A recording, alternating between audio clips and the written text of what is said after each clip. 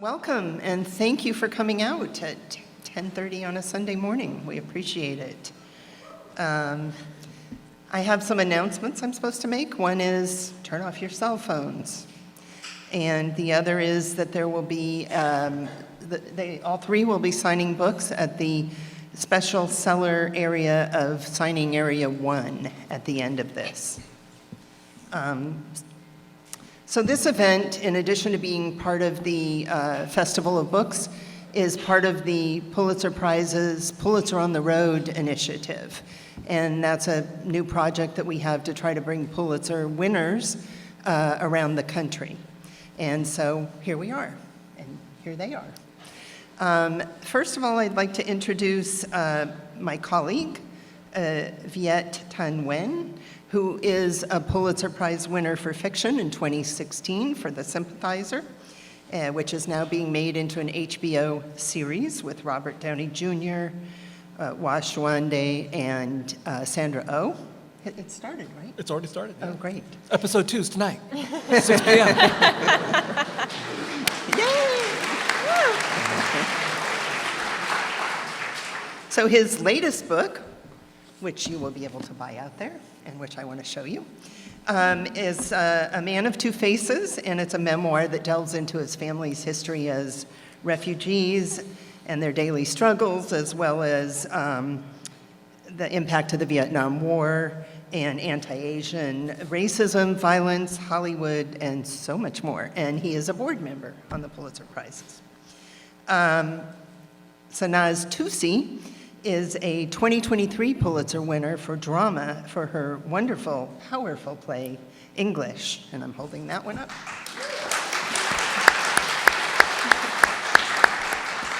This is a play about 4 adults studying English in a school near Tehran so that they can travel abroad, pass a TOEFL exam, join family that has migrated to the US and Canada and Australia.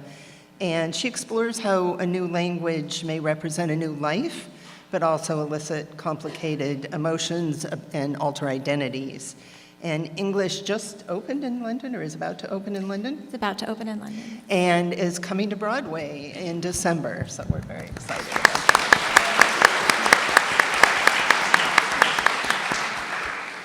Héctor Tobar is a journalist and author of 6 fiction and nonfiction books. He was a member of the Los Angeles Times team that won a Pulitzer in 1993 for news coverage of the riots that erupted when the jury acquitted 4 police officers in the beating of Rodney King. And we're former colleagues, and he's also served, we've served together on Pulitzer juries. And his latest book is Our Migrant Souls, which I have here, which I'll also be able to get.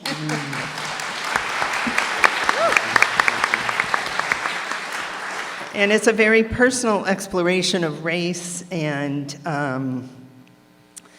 American mythology and what Latino even means and what it means to be Latino in the US today. So all 3 of our panelists come from immigrant families, bilingual, bicultural communities. Viet is also a refugee. And they're all Californians, which is interesting. I hadn't planned it that way, but it's pretty interesting. And so they have similar, overlapping, and different experiences. So Sanaz, let's start with you. Your characters in English describe a kind of love-hate relationship with English. They need it to succeed. They value it, but they also resent it, or some of them do. And even your Iranian teacher is ambivalent. So, but you grew up fluent in English. And so I'm wondering how you came to know these characters. Well, English is about, do we have Iranians here, by the way? You guys are usually so loud. I'm so impressed that you just raised your hand. We are usually so loud. You know, growing up here as an Iranian American, I can't remember a time where I wasn't speaking English and Farsi, and I can't remember a time where I didn't feel deeply ashamed that I couldn't speak either very well. I think English it's so awful to describe a play, but in the play, the whole play is heard and spoken in English, but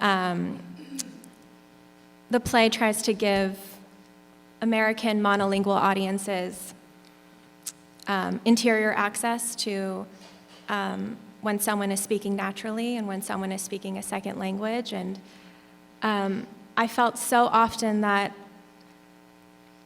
I saw a lot of Americans immediately when anyone in my family would speak with an accent or speak or get a preposition wrong.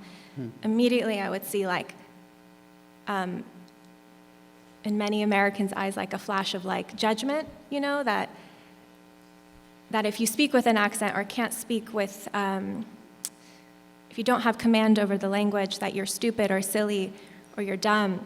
And I just grew up with that knowledge, and I internalized it, and I didn't realize how angry it made me until really late in life. So English is about, Iranians in Iran, and it's also about my own anger at how so many of us were treated here, and it's so crazy to judge someone who's speaking a second language. What? Yeah. I love when one of your characters speaks about how when you're speaking a second language, often your head hurts and no one has any idea that you're intelligent or funny or adventurous or kind, and that your kind of identity is subsumed there. Do you feel different, like a different person, depending on which language you're speaking? I don't anymore. I think a lot of growing up was merging my two identities and feeling like I'm arriving at a third thing that I love. Growing up, and I don't know what it is, when I spoke Farsi, this is so basic to say, but there was always a sense that that's the language I was supposed to be speaking, but because of circumstances, I ended up here. I was a girl named Sanaz in Orange County. And so I can't actually remember. I will say speaking with my parents, I don't know if I think my mom and dad are here. Our arguments were so different in English and in Farsi. And I even had the sense of I would lose the argument in Farsi, so I always tried to have it in English. But that even my parents, I was there's something underneath in their native tongues that I have always wanted to bridge between us. And I feel like we have, but I was always just thinking about that growing up.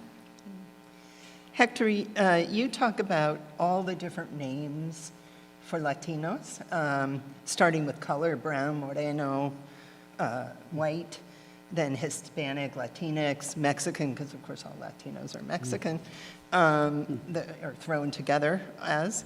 And you say that these identities are constructs of forces of history like colonialism and caste. So I'm wondering how you identify yourself and how that has changed over time as you've come to these conclusions. Yeah, that's, well, first of all, Marjorie, thank you so much for having us, and thank you to you and Pamela for putting us together, and for Viet and Sanaz to being here today with me. It's a great honor to share a stage with you all. That's always the hardest question. It's a very difficult question for a Latino person to answer. You get this question, what are you? Because, people are trying to place us. Where do you fit? I've been getting this question since I was 8 years old, and and I was at Harvard recently, and somebody asked me, what are you? I was shocked. Because it's kind of like a passé thing, to do now, to ask. And yes, Latino is like all of the racial and ethnic identities in our country, it's a placeholder. it's really, it hides a lot of the complexity of our identities, you know? I mean, to be Vietnamese might mean that you're Vietnamese Chinese, or it might mean that you were born in Tustin and not in, you know, Saigon. And, you know, being Iranian might mean that you grew up in Brentwood, or it might mean that you just arrived from Tehran, you know? And so all of these names really, they don't fit us very well. I grew up calling myself Guatemalteco, Guatemalan, but nobody knew where Guatemala was in the 80s. You know, nobody knew. Are there any Guatemaltecos here? Any Guatemalans? Yes, yay, yes. And that was, you know, a very strong sense of where I was from, that it was a romantic, beautiful place, kind of tragic, you know, marimbas and coup d'etats, you know. That was my vision of where I was from.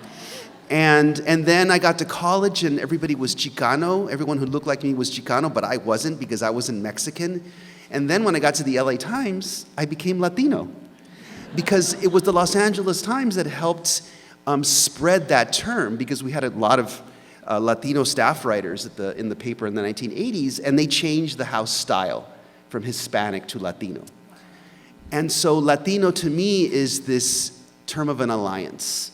You know, I have a friend who's Puerto Rican. He invites his Mexican girlfriend. I'm Guatemalan, and we get together and we have, you know, a dinner party. It's a Latino dinner party, you know, because we have these commonalities. And so the race and ethnic terms that we have are all artifacts of American history. That's why black and white exist, and that's part of what my book is about. Right? Black and white exist to describe why some people are slaves and why others own slaves, right?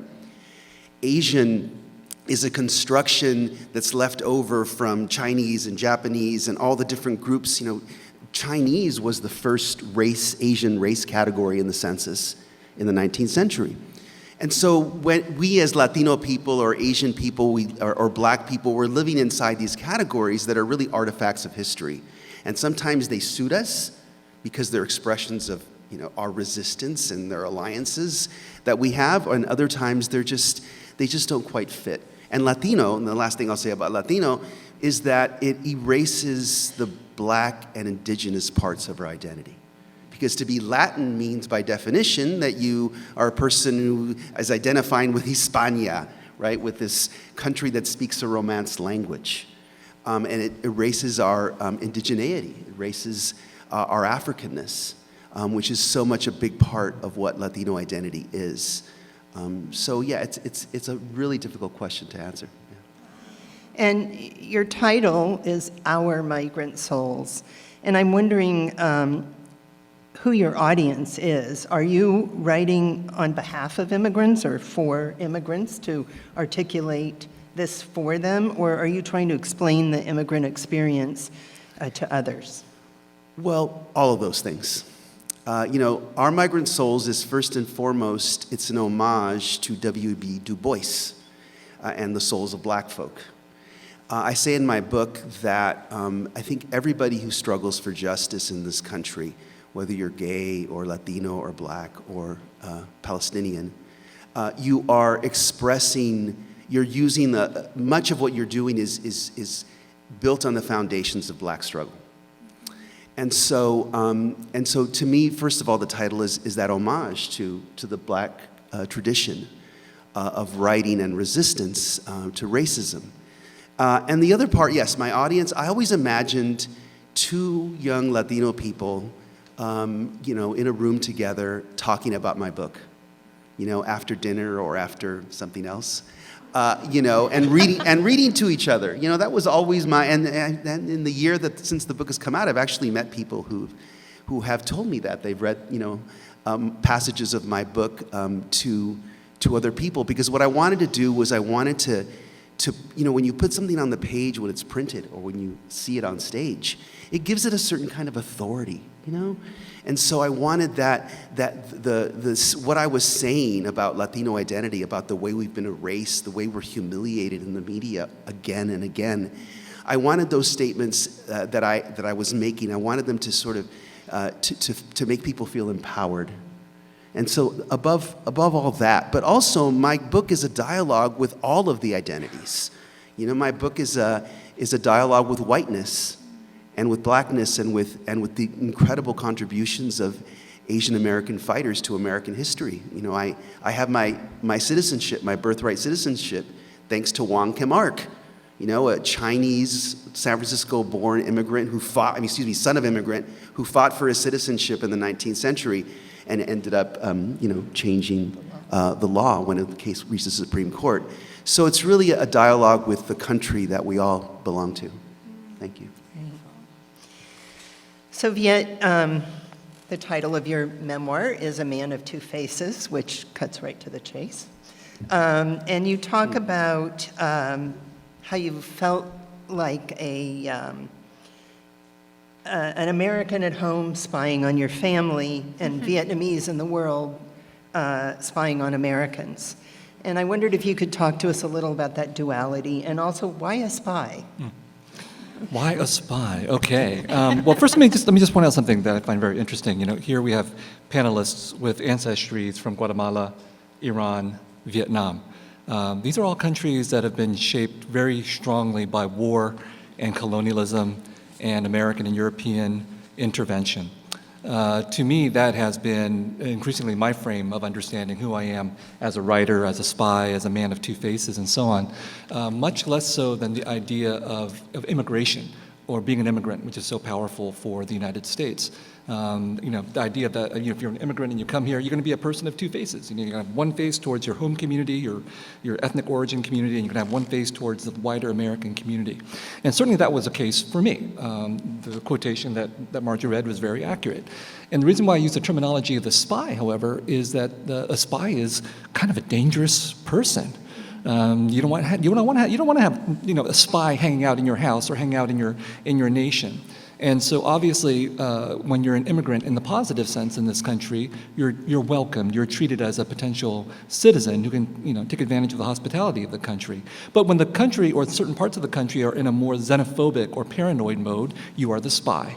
You're the potential fifth column. You're the potential traitor, and so on. And that duality, which Hector already talked about as well with Du Bois, that duality does not go away. I don't think there is any point in the near horizon of the United States where I see a resolution of this fundamental duality of the United States, and that's because the duality is built into the very origins of our country. A country that is very definitely a country built on freedom and democracy, which is why I get the opportunity to write books and have TV series and so on, which ironically is not allowed to be broadcast in Vietnam, and neither are my books allowed to be published in Vietnam. So I appreciate the freedom and the democracy and the free speech that is a part of our heritage as Americans. And yet at the very origins of our country is also genocide, enslavement, warfare, and so on. And it's that duality of the very country that leads to the duality of the book. And so the book is a memoir. It's very much about me, but it's also very, very much about this country as well. And so when we talk about things like having an identity crisis, which A Man of Two Faces implies, what I always say is, it's not an identity crisis. Anybody who feels this duality in themselves of having two faces, it's a political crisis that manifests itself as an identity crisis. But the political crisis is the crisis within our country, in that duality between the contradictions of our ideals and the actual realities that have constituted this country. Yeah.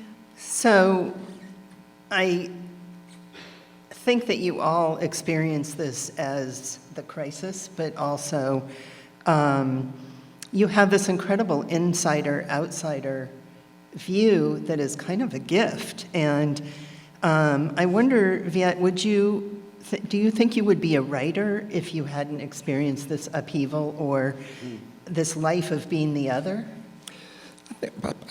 I'm sure my parents would have traumatized me somehow, and I'm also a Catholic. That's enough. Vietnamese Catholic. That's a harsh existence. No, I think I would have been a writer. I don't know what kind of writer I would have been. I think if I was in Vietnam, I probably would not be a writer, because to be a writer in Vietnam and to speak honestly about anything means you end up in prison. I'm not even talking about contradicting the government, about communism or the Communist Party. I'm talking about things like criticizing ecological policy, for example. You'll end up in prison. So I don't have any overestimation of my courage, so I probably would not be a writer. But so there is no hypothetical alternative for me. In fact, when I think about hypothetical alternatives, my adopted sister just visited here. I hadn't seen her in 20 years.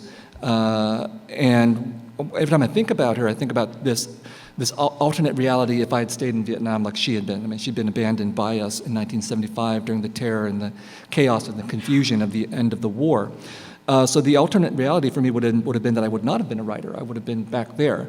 And so that haunting presence of history, of warfare, of the irreparable damage and transformations that were done to Vietnam and to the United States, there's no dialing things back, right? But there is that sense of otherness, the otherness within myself, but the otherness of other historical possibilities if certain kinds of political decisions had not been made, if there hadn't been certain revolutions, if there hadn't been certain invasions, and so on.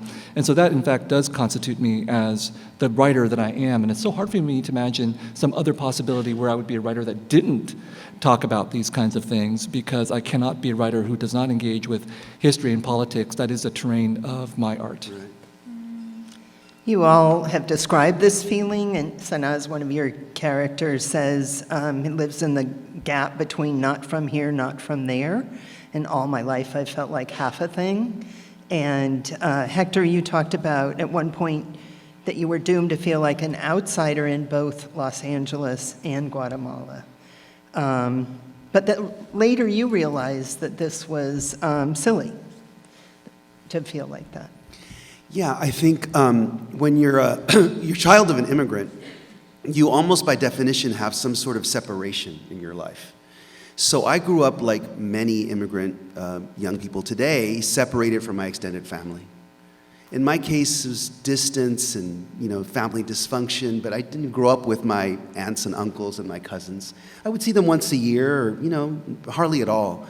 And today there are just a lot of young immigrant people who cannot go back home because of their status or because of their parents' status, and they see their grandparents' funeral, for example, on a FaceTime call. And so a lot of us grow up with this separation, this sense that we're broken, And so part of my work, not just in my book, but as a teacher. As I teach at University of California, Irvine, where we have so many young Latino students, is to tell people that no, they're not broken, that this is part of a larger American reality. It's also the universal American story of upheaval. And I only really realized this when I finally got a chance to go as an adult back to my father's village, which is a place like the Macondo in 100 Years of Solitude. It's a little town in a banana-growing region. In fact, when my father read 100 Years of Solitude for the first time, he said, "Mijito, Macondo is Walan, that's my town," And so I went back, and I just realized how all of these different paths of migration crossed in this little Guatemalan river town.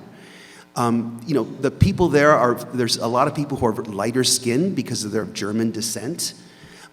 There's also a big Chinese migration to that part of Guatemala. One day in the 60s, the town was taken over by leftist guerrillas, and the leader of that guerrilla band was a Chinese Guatemalan guerrilla leader, Marco Antonio Yon Sosa. When I went to go see the grave of my grandfather, there were pagodas in the cemetery in this little town in Guatemala. And of course, there's indigenous migration. My grandmother was an indigenous woman from Western Guatemala who migrated to the east to work there. And so I realized that there was really nothing, my parents meeting on a street corner and, when there was a car accident in Guatemala City and all the crazy events of their having to leave the country, the politics, the coup, everything, it was all just, that's the human story. I mean, that's what Los Angeles is. Los Angeles is the city where all of these diasporas, Iranian, Vietnamese, Armenian, Jewish, they all intersect. And that there was really absolutely nothing wrong with me. I wasn't a broken person. And I think it's important that we share that truth, with our students and with our readers and with ourselves, because there's so much about immigration that's been that we've been told is strange or wrong, right? Exotic. When to me it's the most normal thing to come from that kind of family. So this one is for any of you. The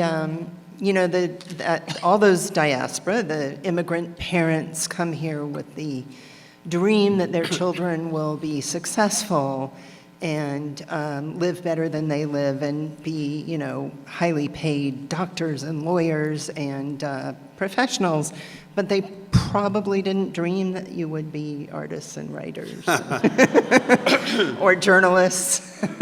And so you've been critical of that, the forces that have driven them to come here, the capitalist American mythology.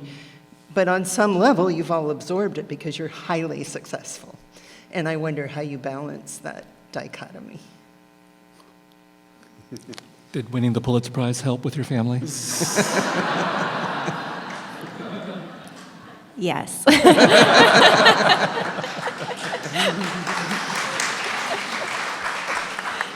What I found, this is not important, but the person who treated me most differently after I won the Pulitzer was my Iranian dentist.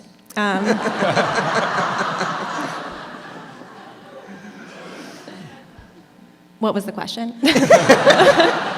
Well, I mean, we talked a little about this, and the reason that parents dream of this is because they want their children to have more security, more of a sense of security than they did. And Sanaz, you said your sense of security and what that meant really changed after 9/11 and identity. Right. It just flashed in my head,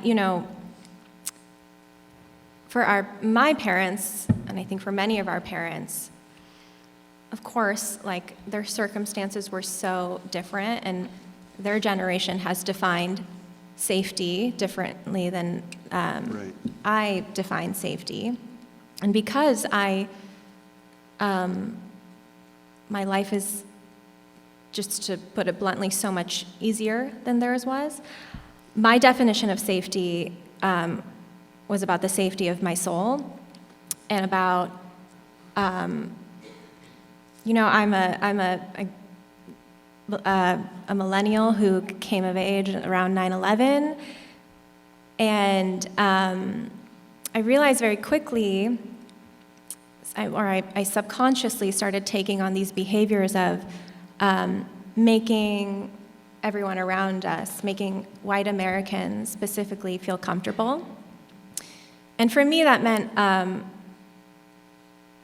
realize now, like, being funny and, like, my gender performance, like putting makeup on and making sure that I'm kind and always grateful to be here, so that no one would ever question what we were doing here, because things were so unsafe for so many Middle Easterners and Muslims or anyone who was brown, and I say was, and it still actually is. So now I'm doing the work of, like, I'm trying to in my work, I'm gonna as the double consciousness that Du Bois talks about, of always knowing, always being conscious of how I'm being viewed. So my work, like, really struggles with that. I write a lot for white American audiences, but I also write for Iranians, and there's, like, a tension in that I feel, comfortable with. But I also wanted to say, like, I think that I would have been a writer no matter what. And I think that's because Iranians come from this beautiful, long lineage of artistry. And I think if I was still in Iran, I would just be a regular Iranian girl, and Iranian girls fucking rule. So, I just wanted to say that. Did you want to say? Yeah, in terms of family and protection, I think that that's why our families came. We have parents who loved us, wanted to protect us, wanted to make sure that we got educated. My father always took pictures of me when I was a kid with books, globes, symbols of learning, And I only realized after I had written my fourth book he revealed to me that his own mother was illiterate. And suddenly everything made sense. He was a person who loved to read, but he was also from this immigrant family. He didn't have the cultural and social capital to know, hey, my son, it's okay if he studies English or wants to get an MFA or whatever, because to him, the symbol of achievement, that was accessible to him, was to have his son be pre-med and become a doctor or a lawyer. And that's just true of so many immigrant families. It's hard to choose a career in the arts when you're the child of an immigrant, because it seems so impractical, because chances are, you're going to end up, you're not going to end up with the, Mercedes-Benz and the house in Brentwood. It doesn't seem likely, when you have a child who decides to become a writer. But also what fires us is that incredible ambition. And, for me, it's trying to defend my family in a way. We're smart. Can you see this? We're Guatemaltecos, but we're really smart. I can outduel you in English, that kind of thing. And so, yeah, it's many different kinds of emotions that, and motivations that kind of become this incredible stew that makes you into a writer. I like to say that I wrote The Sympathizer to offend everybody except the Pulitzer Prize Committee. And then, speaking to your narrative about hyper-parental expectations, when the novel won the Pulitzer Prize, I didn't even call my parents. I was like, whatever, I'm supposed to do this. And then my father called me on the road, the day after, and he said, his voice was shaking, he said, the villagers in Vietnam called, "You won the Pulitzer Prize." It's like all it took to make my father proud was to win the Pulitzer Prize. But I'm very, very aware of not just what it means to be a writer and to write one's own stories, but I'm very aware of how the stories are received, how they're going to be interpreted, how they're going to be framed, commodified, marketed, and so on. And so even if one were to write a novel that tries to be subversive, there's a way in which if you succeed, the American narrative will be, well, congratulations, you're living proof of the American dream. You can say whatever you want, and we'll still give you a prize. And so in A Man of Two Faces, as I wrote that memoir, I was very aware that anybody who is a person of color who is classified as an immigrant, and I don't call myself an immigrant, I call myself a refugee, but I'm classified as an immigrant by so many. An immigrant of color writing their memoir is automatically going to be interpreted in this country as someone telling the American dream narrative in one way or another. Wow. And so there's a whole section in A Man of Two Faces where I say, okay, if you want to write an ethnic bestseller, I'm going to give you the 5 steps. Wow. So there you go. There you go. It's in there because I think it's true. And the final steps are very complicated because, in essence, you have to affirm the United States. Now, you can affirm the United States explicitly, which means you won't get literary prizes, although you could get a bestseller out of it. Or you affirm the United States implicitly, in which case you're a much better candidate for literary prizes. Because you're speaking to sophisticated liberals, for the most part, who are giving out prizes. I'm sorry, Margie. I'm not a part of the. He's on the board. I'm on the board. I am on the board. So I'm well aware of all the ironies that my life is and career is enmeshed in. But the point is that I felt like I had to point that out because if I did not point that out, my book would be interpreted in ways that would contradict the very ambitions of my own work in the book.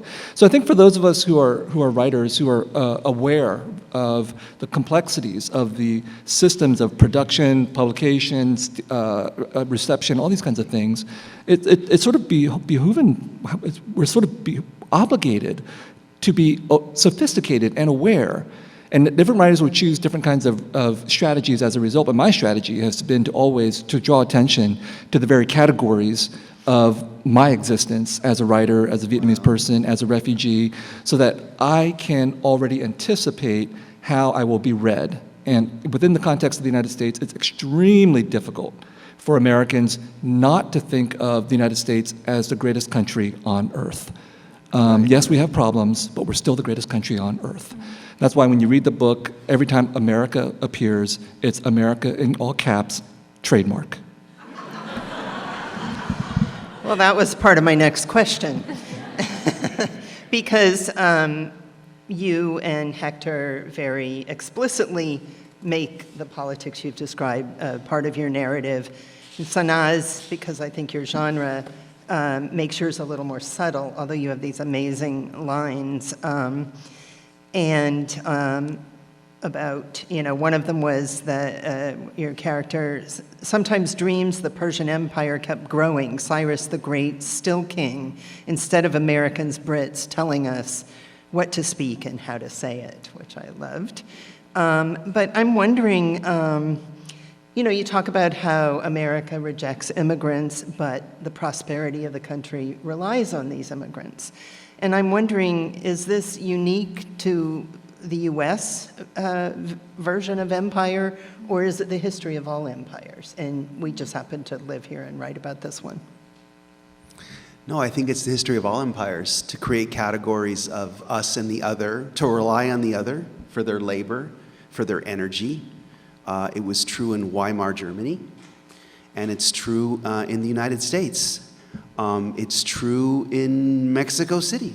Mexico City is a place of migrations. People migrate from the countryside. And it's interesting because the name now, from which you call yourself if you're from Mexico City, Chilango, used to mean outsider. Chilango is what you called somebody from the country, like a bumpkin who came to Mexico City. So I think all empires, city empires, nations are built, on the creation of outsider statuses. Absolutely.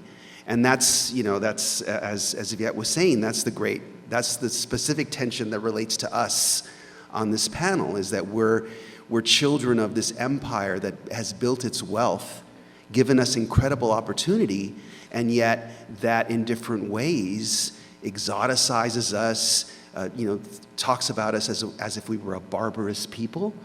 Those are the central metaphors in American culture about Latino people, are that they're either barbarous cartels, sicarios, or ineffectual, comedic maids in the background who are witnesses to white tragedy, or white pathos.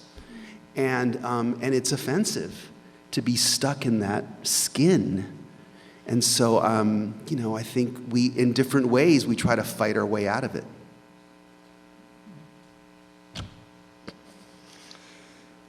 My stance on that is that I think, Hector's absolutely right, and the temptations or the opportunities offered for writers like me is the lure of inclusion, right? And in my case, it was very much to respond to Sanaz's first response, very much about English. All the stereotypes about Asians and English, and so my response when I became a writer was to say, I'm going to be better at English than anybody else in this country, or at least 99.9%. Okay, and so the forceful use of English in and of itself, regardless of whatever the story is my claim to inclusion within the English language, within the Anglo-American literary tradition, the canon, and all that kind of thing. But I also think about how the very rhetoric and politics of inclusion is potentially very dangerous and problematic, because inclusion always requires some kind of exclusion, and a lot of people who want to be included are not aware of that mechanism. And so, I'm well aware of the irony of a lot of my fellow Vietnamese refugees saying during the Trump era, we were the good refugees. Right. These brown people, these Muslims, these are the bad refugees. Don't let them in. And so I don't think the politics of inclusion around citizenship or around literary representation or art is sufficient. And so a lot of my work, again, is not about deploying that narrative of inclusion, which is so acceptable in a country like ours most of the time, but instead looking at the politics of the nation state, and about how the rhetoric of inclusion can easily facilitate the practice of exploitation and warfare at the same time. And that's a recognition that we're discouraged from seeing, especially those of us who are immigrants and refugees and who want to be welcomed into this country for obvious reasons. So that there's a critical artistic and political step, for me at any rate, in terms of being able to recognize the limitations of the nation state, whether it's the United States or Vietnam, and to criticize that, not simply to celebrate the rhetoric of hospitality. just to add like another layer, it's funny, like I remember, you know, when the Muslim ban was enacted, you know, that extra layer of assimilation of, I would say like a lot of Iranians saying, we're not those Muslims. We're not Muslim. In fact, we're, many of us, very Islamophobic.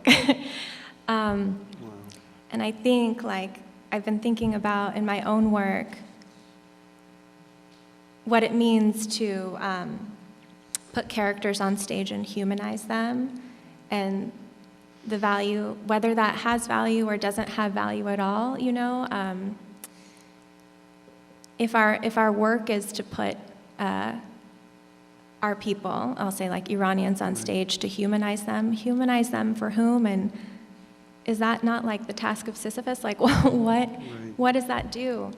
If we have to show people, if we have to show our audiences that we're just people, I don't think that ever ends. Wow.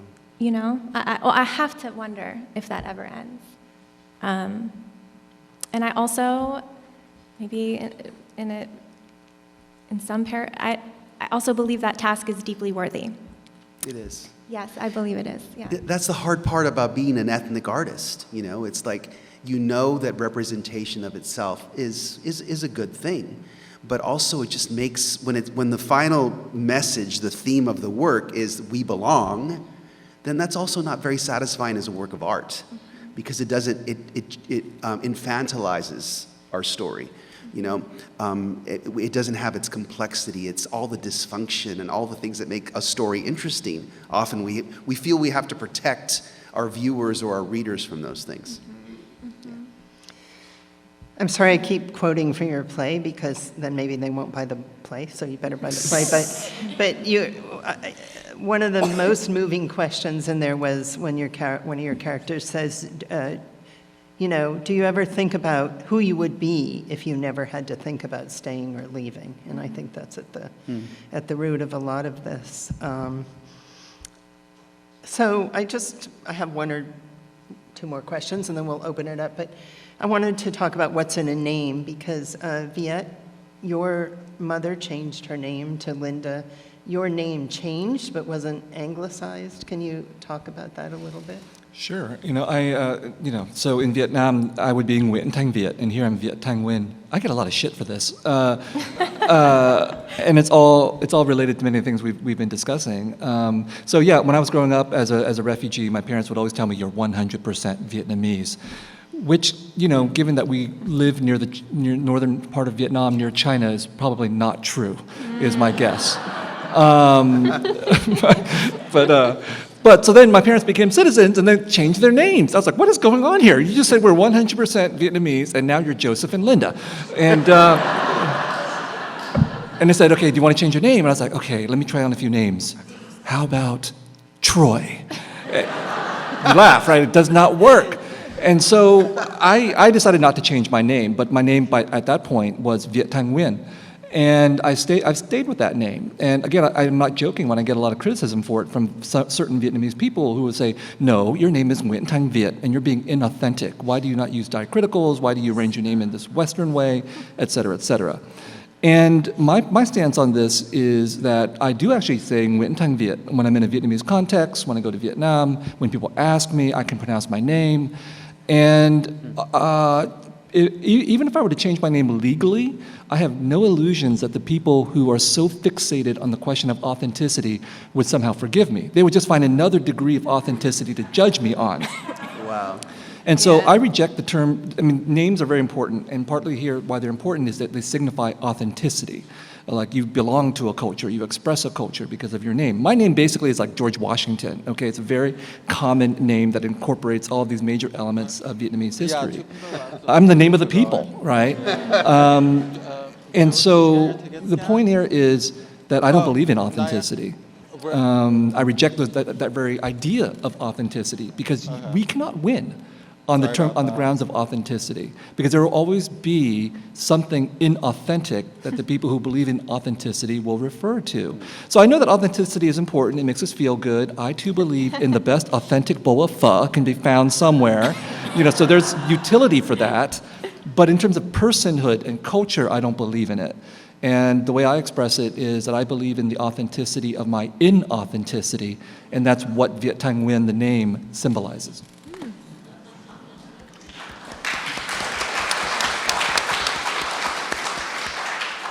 Let's see what time it is. I think we should open it up to questions.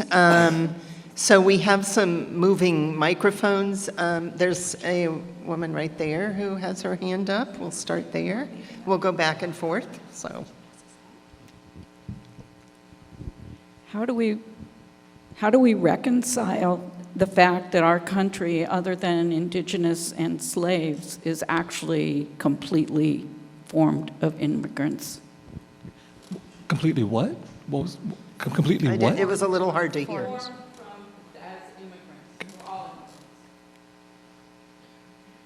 How do we reconcile it? Isn't that your book, Hector? Yes, that's my book.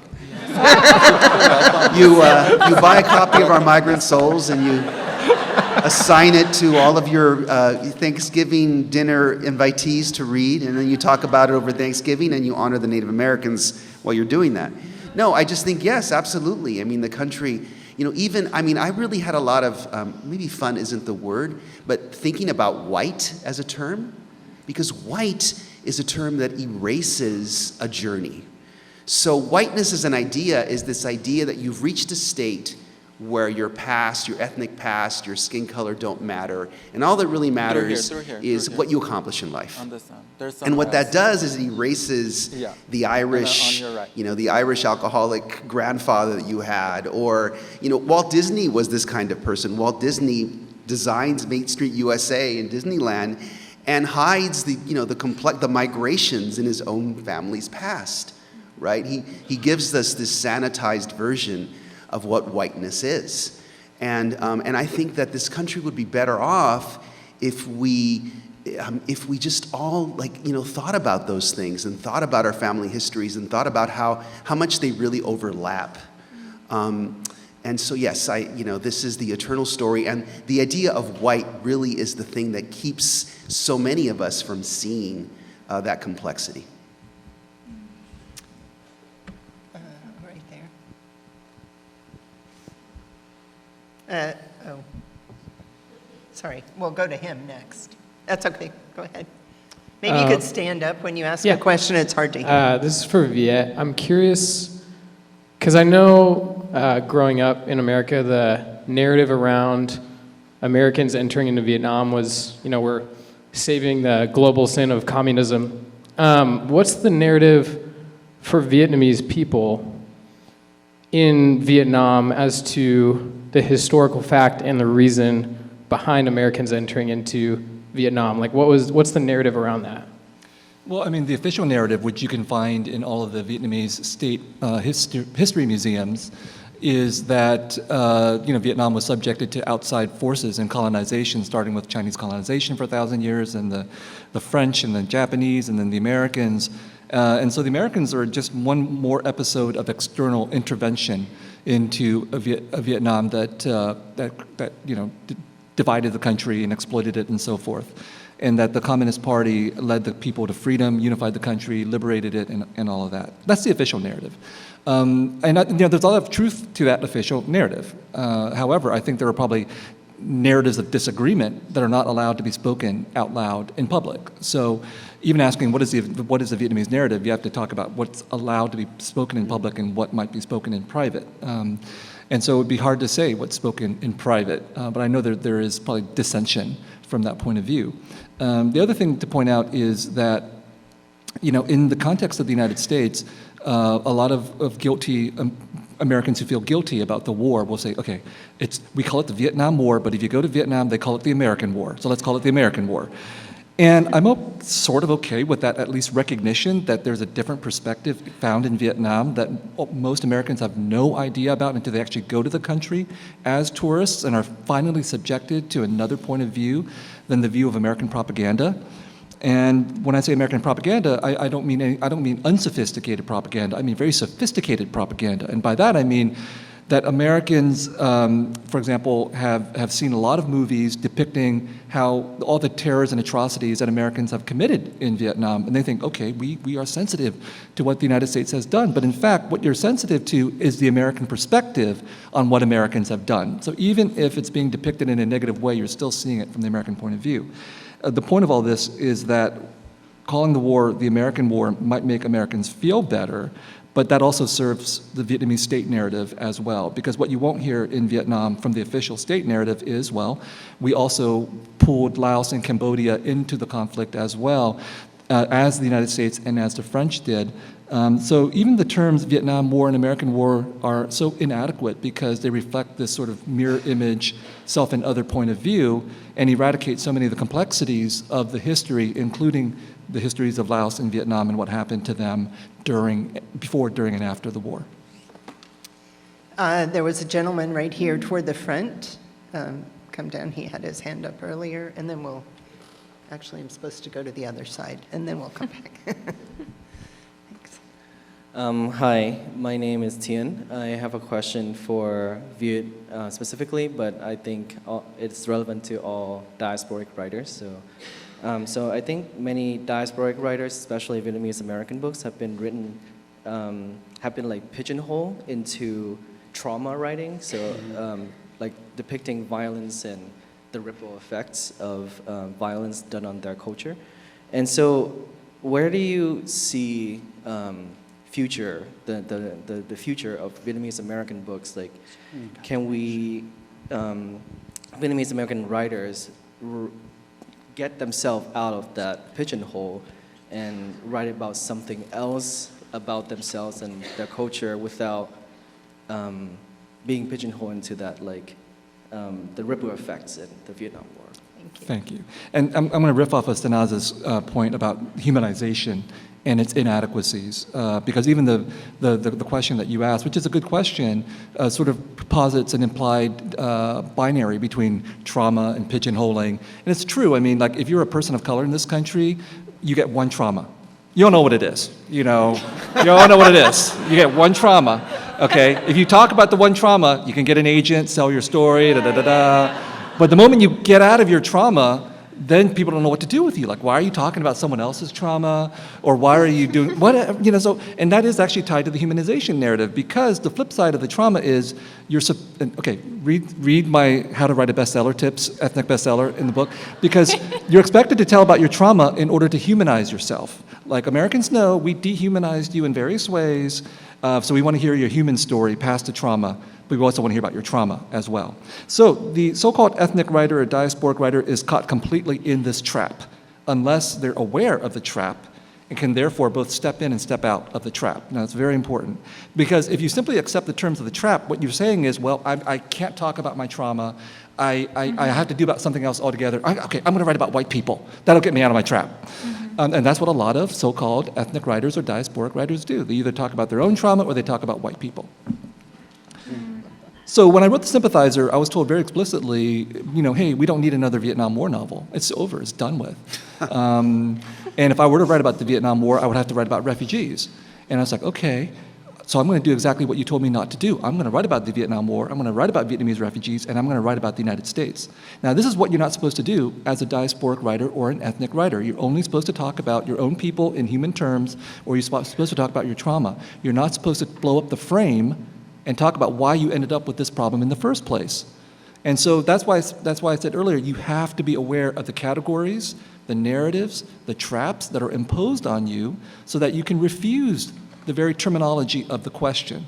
So I don't know what the future holds for a younger generation of Vietnamese diasporic writers. I know some of them are writing about vampires and about, I don't know, and they're writing romance novels. This is literally true.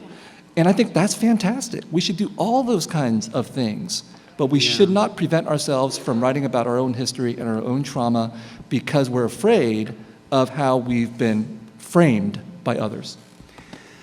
You know, I've spent 30 years trying to write my way out of the trauma hole, trauma frame that American literature, American publishing wanted me to write in.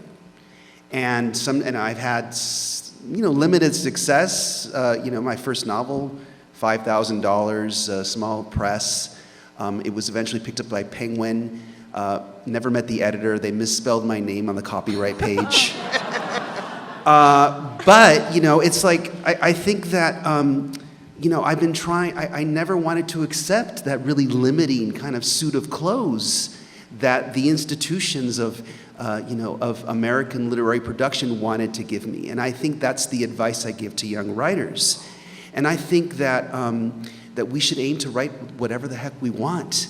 You know, that's what a writer is. You make these really, you know, idiosyncratic choices that come from your experience. You say, to hell with the market, to hell with what I need to write, what I want to write, you know. But I do believe that, I think that the writers, that the younger writers that are upcoming, I really encourage them to turn the critical frame that they have from being the children of immigrants or immigrants themselves or from being working class, to turn it against the system at large, which is what I tried to do in my book, Our Migrant Souls, is to say, look, I'm the son of Guatemalan immigrants. I have this immigrant story to tell, but you know what? I have something to say about the United States of America and about white people and about black and white. And so I think that that's what's coming, is this new renaissance where we have all of these young writers, and Sanaz is obviously, you know, an example of that, turning this experience and turning it against not just having it be representation, but turning it against the culture at large. That's so beautiful. I think the only thing I want to add is I would always say I'm not going to write the Middle Eastern trauma play in which that it's not that I didn't want to give audiences something that they would know how to digest easily. And often with Middle Eastern stories, unfortunately, that means like, oh, it's in the Middle East, I will watch a woman get sexually assaulted, and I will watch people blow themselves up or something. So I always said, like, I'm not going to write the Middle Eastern trauma play. And then I realized English, which is about Iranians leaving Iran, leaving country and language and culture behind, is deeply about trauma. And so I had to redefine. I just suddenly found myself in that paradigm again, and it kind of humbled me. And I will also say, like, for writers, we have nothing is ever original except, I think Sarah Rule says, like, the word you put after another word. All you have is your own voice. So, like, I actually do write about trauma, but I write it like a Valley girl would write it. And that's what gives me, like, grasp on my own artistry. Well, I'm afraid we've run out of time for questions, but you can ask questions when you go to signing area number 1, and they will be there. And I want to thank you all, Héctor and Sanaz and Viet. Thank you.